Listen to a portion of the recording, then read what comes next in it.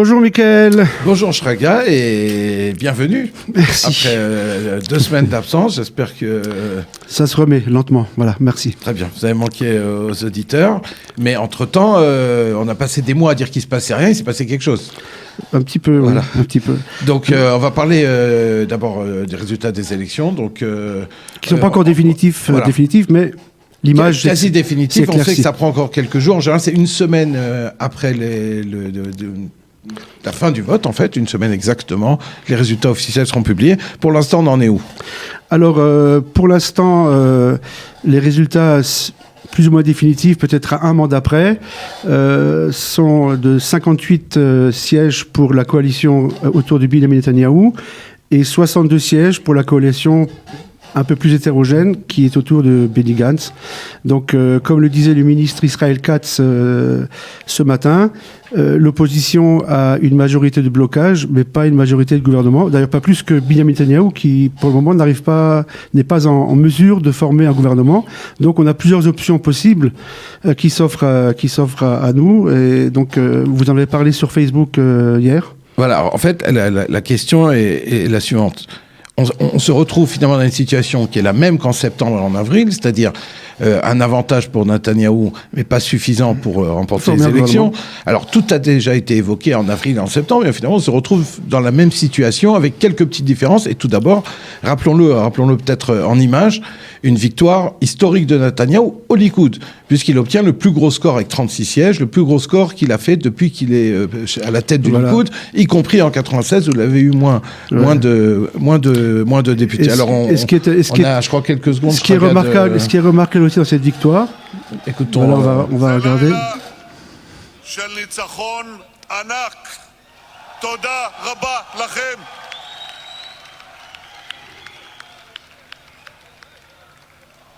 אני מבקש בשמי ובשם שרה להודות לכל אחד ואחד מכם. Voilà, donc Netanyahou qui remercie le soir dans la nuit. Alors, il sait lui aussi à ce moment-là, même si nous, à ce moment-là, c'était pas très clair pour nous, que c'est une victoire, Anna qui dit, Nitzachon Anna, qui est une victoire géante. Parce que oui, au sein du Likoud, après, il est à la veille d'un procès qui débute donc dans moins de 2 semaines. Il a été attaqué depuis des mois par les médias, par l'opposition, menacé de partout. Netanyahou s'en sort avec... Il ne faut pas oublier que pendant la campagne électorale, l'un des slogans de Bleu-Blanc et aussi de Lieberman, c'est de dire que, et même de la liste arabe unifiée, c'était que l'époque Netanyahou est révolue. Donc, et deuxième point, ce qu'il faut remarquer aussi dans l'histoire politique d'Israël, c'est que c'est assez exceptionnel qu'un parti au pouvoir, après 10 ans, puisse encore remporter une victoire de cette ampleur, mais... On le rappelle, c'est une victoire qui ne permet pas encore à Benjamin Netanyahou de former un gouvernement, ce qui provoque de nouveau un blocage de la situation. Alors, qu'est-ce qu'il faut pour... Alors, la première option, donc, c'est l'Union nationale. L'Union nationale a été évoquée en septembre. Alors, on va écouter ce que Benny Gantz a dit, enfin, le début de son intervention aussi, la nuit des élections.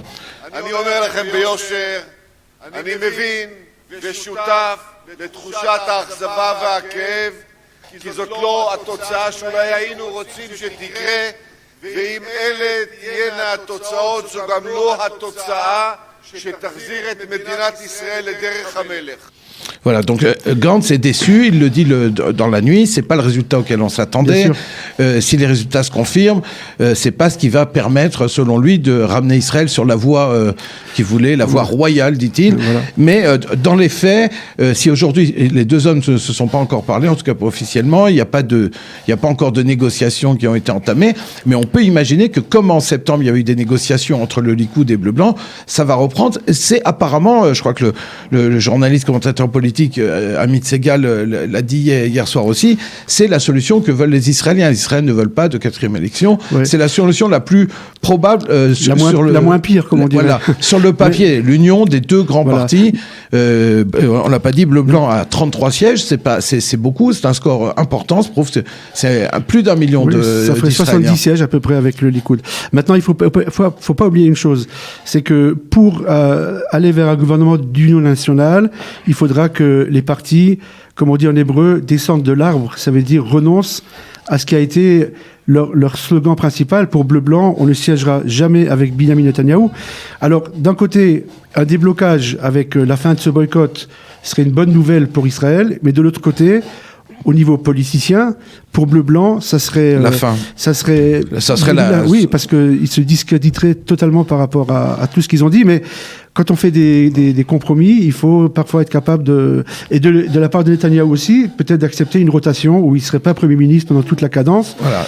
Alors c'est une option, le gouvernement d'union nationale, mais c'est pas la seule option, et pour le moment, c'est bloqué. Alors quelles sont les autres options? Alors l'autre option, c'est que Lieberman, qui est à droite, s'allie avec Netanyahou à la tête du plus grand parti de droite.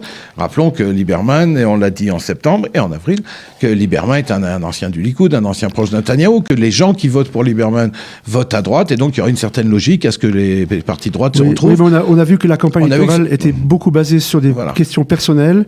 Et sur le boycott, vous l'avez dit une fois de plus, Lieberman boycotte les alliés principaux de Netanyahou, le bloc des trois partis religieux, Yamina, qui n'est pas uniquement religieux, mais Yamina, Chasse et Yahadut HaTorah, il les boycotte complètement. Il a dit « je ne m'assierai pas avec eux ». Donc est-ce que Netanyahou va abandonner ses partenaires sur lesquels il sait qu'il peut compter, ses alliés depuis des années, pour s'unir avec Lieberman? En effet, peu probable. Ouais. Alors la troisième option, c'est les défections de députés des 62. Donc c'est pas un bloc de ce côté-là, mais il y a 62 députés qui ne veulent pour l'instant ne sont pas prêts à entrer dans une coalition avec Netanyahou. Alors on a évoqué des noms, la presse déjà quelques minutes après les résultats électoraux évoquait déjà les gens. Voilà, les gens qui pourraient passer. On en a parlé dans ce studio mardi matin aussi. On avait parlé d'Orly Lévy ou même d'Amir Peretz, donc du parti finalement le plus à gauche qui pourrait s'allier pour telle ou telle raison avec Netanyahou. On a parlé des députés de Telem, la faction de Bougie Yalon, la plus à droite au sein de Bleu-Blanc, qui pourrait rejoindre un gouvernement de droite. On a parlé il y a toutes sortes de gens. Omer Yankelevitch, Yoel Razbozov. Alors ces noms sont peu connus du public. Mais à partir du moment où ils sont nommés, ils sont dans une situation Ils deviendront très connus du public s'ils y arrivent, puisque c'est des gens qui pourront, en fait, des gens qui n'ont aucune expérience politique, des gens qui depuis avril sont apparus sur la scène politique sans avoir eu le temps de siéger ou de faire des lois, et qui soudain se retrouvent en position de faire tomber un gouvernement. Est-ce que Netanyahou ferait reposer sa coalition courte de 61, donc comme avant la dissolution de la Knesset en avril 2019, enfin en l'occurrence en décembre 2019, 2018, pardon, est-ce que Netanyahou ferait reposer son gouvernement sur Omer Yankelevitch, sur une personne, sur deux personnes, à la gauche il les qualifie déjà de traîtres, alors que ces gens tout de suite, on a vu Merav Cohen de Bleu-Blanc, ce qui a permis de faire connaissance avec cette députée aussi. Sa vidéo est partout en disant jamais je n'accepterai, on m'a déjà proposé plein de choses, etc. Ça paraît donc une fois de plus peu probable que Netanyahou se repose. Il y a maintenant trois députés à convaincre et pas un, ce qui aurait été plus facile. Alors la quatrième option, qui est peut-être l'une des favorites, malheureusement, c'est... Peut-être pas favorite, mais en tout cas, moi je pense qu'après l'Union nationale, c'est celle qui paraît le plus probable, c'est un quatrième scrutin. Qui serait d'ailleurs très dommageable pour l'opposition, parce que comme le Likoud est en position de force et que lui peut proposer l'union, si elle est refusée par Bleu-Blanc, c'est Bleu-Blanc qui serait au mur. Et c'est pour ça que je continue de penser, mais je peux me tromper, qu'au bout du compte, les uns et les autres feront des concessions. Peut-être le boycott sera abandonné. Ça a été évoqué aussi dans les journaux ce matin, que Bleu-Blanc accepterait à condition que Netanyahou ne soit pas tout de suite Premier ministre. Ça leur donnerait un sentiment de victoire, de pouvoir assurer à leurs électeurs, vous voyez, mais c'est nous qui prenons le gouvernail. Est-ce que Netanyahou accepterait, sachant qu'il démarre le procès maintenant? Peut-être que, voilà, on ne sait pas. Ouais. Peut-être que le corona va aider, parce que les implications économiques du corona qui commencent à se faire sentir très durement pourront peut-être convaincre les partis politiques à plus de raisons et à se dire il y a des défis majeurs, pas seulement sur le plan sécuritaire, mais sur le plan économique. Social, bien sûr. On est à la veille d'une crise très importante pour Israël. On peut espérer que la semaine prochaine, on en saura un peu plus. Et en attendant, notre rubrique favorite. Alors, pour la Rose, vous avez choisi un ancien député. Voilà, qui maintenant donc n'a pas été réélu. Il était limite sur la liste de Avoda Gesher Meretz, c'est Ilan Gilon. Ilan Gilon est un député qui est depuis très longtemps à Knesset, est 11 ans, la Knesset. C'est un homme très à gauche.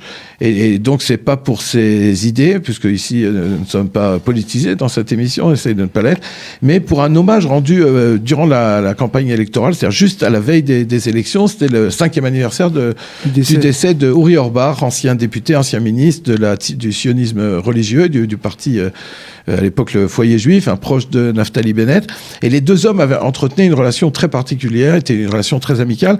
Et Ilan Gilon a dit, vraiment, il me manque, pas seulement comme ami, puisque les deux hommes étaient amis, malgré les différences idéologiques. Il dit... Uri Orbar manque sur la scène politique quand aujourd'hui il y a moins de gens qui ont une véritable idéologie et beaucoup plus d'opportunistes. Et je pense que malheureusement, il n'a pas tort et que cet hommage à Uri Orbar a rappelé cruellement qu'aujourd'hui, et ces 3 élections sont beaucoup sur les égos et des problèmes personnels et moins sur l'idéologie. Voilà. Et si déjà on parle d'égo, je crois qu'on peut... Le cactus. Avant de parler du cactus, il faut rappeler aussi que Uri Orbar, Zichron Livracha, quand sur son lit de mort, avait demandé à ce que 2 personnes viennent lui tenir la main au moment où il partait.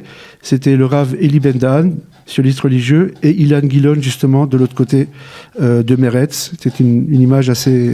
Mais qu'on aimerait revoir, et que c'est sûr qu'avec des gens comme ces 2 hommes, je pense qu'il y aurait peut-être un gouvernement s'il y en avait plus comme ça. Alors le cactus, comme on n'est pas politisé, on va pas parler au niveau des idées. Le cactus est décerné à Itamar Ben-Gvir de Otzma Yehudit, qui a montré durant toute la campagne et jusqu'au dernier jour, et même après, si vous voulez, une espèce d'obstination à rentrer la tête dans le mur en sachant très bien... Rappelons que son parti donc n'a pas réussi à rentrer à la Knesset en avril, en septembre et maintenant, et que chaque fois il a dit qu'il irait jusqu'au bout malgré toutes les propositions, etc. Et qu'on avait l'impression qu'après 2 échecs électoraux, il n'allait pas encore faire perdre des voix à la droite. Non seulement qu'il allait jusqu'au bout, mais qu'il était sûr que Otzma Yehudit rentrerait à la Knesset, et c'est grâce à Otzma Yehudit que Netanyahou aurait un gouvernement. Il brandissait toujours les 80 000 voix qui avaient voté pour eux. En septembre, ils ont eu 17 000 voix cette fois-ci. Et c'est une attitude peut-être un peu immature politiquement, voilà, ouais. Immature politiquement. Même ces propositions qu'il a fait à la veille des élections à Benyamin Netanyahou, 5 ou 6 conditions qui peut-être chacune se justifient, mais vu comme ça, à la veille de l'élection, on peut pas décider des choses comme ça. Il avait fait des propositions politiques extrêmes, radicales, que personne n'aurait pu jamais accepter. En tout cas, pas à une veille d'élection, je veux dire. Enfin, il n'avait pas les moyens de faire pression à ce point-là sur Netanyahou. Donc, c'est un peu dommage, parce que qui saura peut-être si ces voix auraient peut-être permis rajouter un siège. En tout cas, c'est une attitude qui était un peu, à mon avis, un peu fanfaronne de la part de Itamar Ben-Gvir. Qu'est-ce qui va se passer au sein de ce parti maintenant? Est-ce qu'il va être contesté ou pas? Je ne sais pas, mais en tout cas, c'était le cactus d'aujourd'hui. Voilà, alors donc pour finir, on rappelle donc les résultats. Donc Likoud 36, Bleu-Blanc 33, Chasse 9, Israël Beitenu 7, Yahadut HaTorah 7, le parti, l'union à gauche, Avoda, Gesher Meretz 7, et Yamina 6, et évidemment, j'ai oublié, la liste unie, 3e force politique du pays, la liste unie donc des partis arabes, avec 15 sièges, un record historique, on en avait parlé il y a quelques jours, on en reparlera sûrement, exactement. On en reparlera sûrement la semaine prochaine, quand on verra comment les choses vont évoluer. Voilà. Bien. Merci, chers auditeurs, à bientôt, Michael. À bientôt, et Shabbat Shalom.